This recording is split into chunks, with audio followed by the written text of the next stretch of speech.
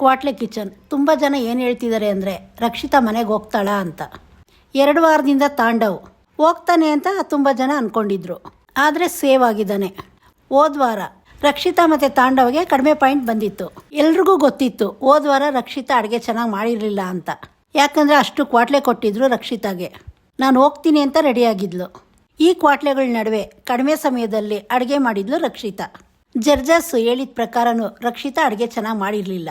ಆದರೂ ರಕ್ಷಿತಾನೇ ಸೇವ್ ಮಾಡಿದ್ರು. ಎಲ್ರಿಗೂ ಚೆನ್ನಾಗಿ ಗೊತ್ತು ಅದರಲ್ಲಿ TRP ಬರ್ತಿರೋದೇ ರಕ್ಷಿತಾಯಿಂದ ಅಂತ. ರಕ್ಷಿತಾ ಅಡುಗೆ ಹೇಗೆ ಮಾಡಿದ್ರು ಸೇವ್ ಆಗ್ತಾಳೆ ಅಂತ ತುಂಬ ಜನ ಹೇಳ್ತಿದ್ದಾರೆ. ರಕ್ಷಿತಾ ಏನಾದರೂ ಹೋದರೆ ಅದನ್ನು ನೋಡೋರು ಕಡಿಮೆ ಆಗ್ತಾರೆ ಅಂತ ಎಲ್ರಿಗೂ ಚೆನ್ನಾಗಿ ಗೊತ್ತು. ಇದೇ ಕಾರಣಕ್ಕೆ ತಾಂಡವ್ನ ಡೇಂಜರ್ ಝೋನ್ಗೆ ಕಳಿಸಿದ್ರು. ತಾಂಡವ್ ತುಂಬ ಬೇಜಾರು ಮಾಡ್ಕೊಂಡಿದ್ದ. ನಾನು ಅಡುಗೆ ಚೆನ್ನಾಗಿ ಮಾಡಿದ್ದೀನಿ ಅನ್ನೋ ಒಂದು ನಂಬಿಕೆಯಲ್ಲೂ ಇದ್ದ. ಇವರು ಈ ರೀತಿ ಮಾಡಿದ್ದಕ್ಕೆ ತಾಂಡವ್ ಪ್ರತಿಕ್ರಿಯೆ ನೋಡಿದ್ರೇ ಗೊತ್ತಾಯಿತು ಇವ್ರು ಕೊಟ್ಟಿದ್ದ ತೀರ್ಮಾನ ಅವ್ನಿಗೆ ಇಷ್ಟ ಆಗಲಿಲ್ಲ ಅಂತ. ಅಷ್ಟು ಬೇಜಾರಲ್ಲಿದ್ರೇನು ಪರವಾಗಿಲ್ಲ, ನಾನು ಗೆದ್ದು ಬರ್ತೀನಿ ಅಂತ ಹೇಳಿದ್ದ.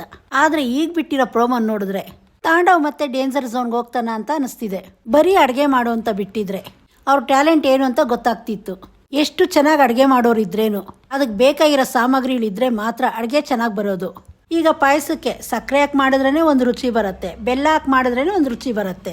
ಅದಕ್ಕೆ ಏನು ಹಾಕಬೇಕು ಅದು ಹಾಕಿದ್ರೆ ಮಾತ್ರ ರುಚಿ ಚೆನ್ನಾಗಿ ಬರೋದು. ಆ ಥರ ಸಾಮಗ್ರಿಗಳೇ ಇಲ್ಲ ಅಂದರೆ ಇವ್ರು ಏನು ಮಾಡ್ತಾರೆ? ಮತ್ತೆ ಈ ಸತಿ ತಾಂಡವ್ಗೆ ಅಡುಗೆ ಮಾಡೋದು ತುಂಬ ಕಷ್ಟ ಆಗ್ತಿದೆ. ಮೊದಲು ಇವ್ರು ಏನು ಮಾಡಿದ್ದಾರೆ ಅಂದರೆ ಅಡುಗೆಗೆ ಬೇಕಾಗಿರೋ ಸಾಮಗ್ರಿಗಳನ್ನೆಲ್ಲ ತರಿಸ್ಕೊಂಡಿದ್ದಾರೆ. ಕೆಲವರು ಜಾಸ್ತಿ ತಂದಿದ್ದಾರೆ, ಇನ್ನು ಕೆಲವರು ಏನು ತಂದಿಲ್ಲ. ಇದರಲ್ಲಿ ತಾಂಡವ್ ಹೇಳ್ತಿರೋ ಥರ 10 ಅಡುಗೆ ಮಾಡ್ಬೋದು, ಅಷ್ಟು ಸಾಮಗ್ರಿಗಳು ತಂದಿದ್ದೀನಿ ಅಂತ ಹೇಳ್ತಿದ್ದಾನೆ. ನಮ್ಗಲ್ಲಿ ನೋಡ್ತಿದ್ರೇ ಗೊತ್ತಾಗ್ತಿದೆ ತಾಂಡವ್ ಬುಟ್ಟಿ ತುಂಬ ಅಡುಗೆ ಸಾಮಗ್ರಿಗಳು ತಂದಿದ್ದಾನೆ. ಆದರೆ ಇವ್ರು ಏನು ಮಾಡಿದ್ದಾರೆ ಅಂದರೆ ಎಲ್ಲ ಅದ್ಲು ಬದಲು ಮಾಡಿದ್ದಾರೆ. ಅದರಲ್ಲೂ ತಾಂಡವ್ನ ಚೇಂಜ್ ಮಾಡಿರೋ ಟೇಬಲ್ಲು ಆ ಬುಟ್ಟಿಲಿ ಏನೂ ಇಲ್ಲ, ಬರೀ ಬ್ರೆಡ್ ಮಾತ್ರ ಇದೆ ಅಂತ ಹೇಳ್ತಿದ್ದಾನೆ. ಇದನ್ನೆಲ್ಲ ನೋಡಿ ಮತ್ತೆ ತಾಂಡವ್ ಬೇಜಾರಲ್ಲಿದ್ದಾನೆ. ಇದನ್ನು ನೋಡಿದವರೆಲ್ಲ ಏನಂತಿದ್ದಾರೆ ಅಂದರೆ ಮೊದಲೇ ತೀರ್ಮಾನ ಆಗಿದೆ ಯಾರನ್ನು ಗೆಲ್ಲಿಸ್ಬೇಕು ಅಂತ. ಎಷ್ಟೇ ಚೆನ್ನಾಗಿ ಅಡುಗೆ ಮಾಡೋರು ಬಂದ್ರೇನು ಇವರು ಯಾರನ್ನು ಗೆಲ್ಲಿಸ್ಬೇಕು ಅನ್ಕೊಂತಾರೋ ಅವ್ರನ್ನೇ ಗೆಲ್ಲಿಸೋದು.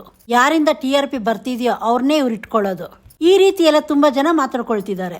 ಮೇಘನಾಗಿ ಈ ಸತಿ ಯಾವ ರೀತಿ ತರಕಾರಿಗಳು ಸಿಕ್ಕಿದೆ ಅಂದರೆ ಇದ್ರಲ್ಲಿ ನಾವು ತರಕಾರಿ ಅಂಗಡಿನೇ ಇಕ್ಬೋದು, ಅಷ್ಟು ತರಕಾರಿ ಇದೆ ಅಂತ ಹೇಳ್ತಿದ್ದಾರೆ. ಅದು ನೋಡ್ತಿದ್ರೆ ಅನ್ಸತ್ತೆ ಅದು ತಾಂಡವ್ ತಂದಿರೋ ಬುಟ್ಟಿನೇ ಅಂತ.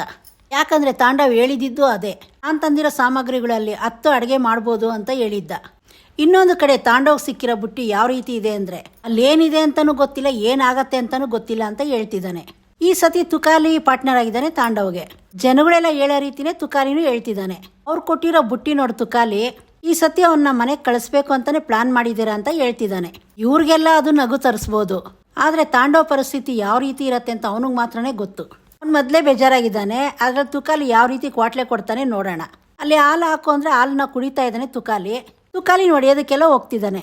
ಒಂದು ಕಡೆ ಕಾಮಿಡಿ ಥರ ಕಾಣಿಸ್ಬೋದು ಇದು, ಆದರೆ ಇನ್ನೊಂದು ಥರ ಯೋಚನೆ ಮಾಡಿ ನೋಡಿದ್ರೆ ಇದು ಕಾಮಿಡಿನೇ ಅಲ್ಲ. ಮೇಘನ ರಾಜ್ ಅವರು ತಾಂಡವ್ ಇರೋ ಟೇಬಲ್ ಹತ್ರ ಬಂದಿದ್ದಾರೆ. ಆದರೆ ಅದೇ ಸಮಯದಲ್ಲಿ ತಾಂಡವ್ ಏನು ಹೇಳ್ತಿದ್ದಾನೆ ಅಂದರೆ ನನಗೆ ಯಾರು ಇದು ಬೇಕಾಗಿಲ್ಲ ಮೇಘನ, ಹೋಗ್ತಾ ಇರೋ ಆ ಕಡೆ ಅಂತ ಹೇಳ್ತಿದ್ದಾನೆ. ಇದು ಬೇಕಂತ ಹೇಳದ್ನೋ ಇಲ್ಲ ಗೊತ್ತಿಲ್ದಿರ ಹೇಳದ್ನೋ ಅದು ಅವನಿಗೆ ಮಾತ್ರ ಗೊತ್ತು. ಅಲ್ಲಿರೋ ಕುಕ್ಕು ಮೇಘನಾಗೆ ಹೇಳ್ತಿರೋದು ಅಂತ ಅನಿಸ್ತಿದೆ. ಆದರೆ ಆ ಟೇಬಲ್ ಹತ್ರ ಇರೋದು ಮೇಘನ ರಾಜ್ ಅವರು.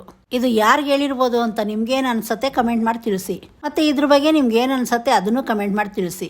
ಈ ಸತಿ ಯಾರು ಡೇಂಜರ್ ಝೋನ್ಗೆ ಹೋಗ್ಬೋದು ನೋಡೋಣ. ಮತ್ತು ಇದೇ ಥರ ಇನ್ನೂ ಒಳ್ಳೊಳ್ಳೆ ಮಾಹಿತಿ ಕೊಡ್ತೀನಿ. ಚಾನಲ್ ಸಬ್ಸ್ಕ್ರೈಬ್ ಮಾಡ್ಕೊಳ್ಳಿ.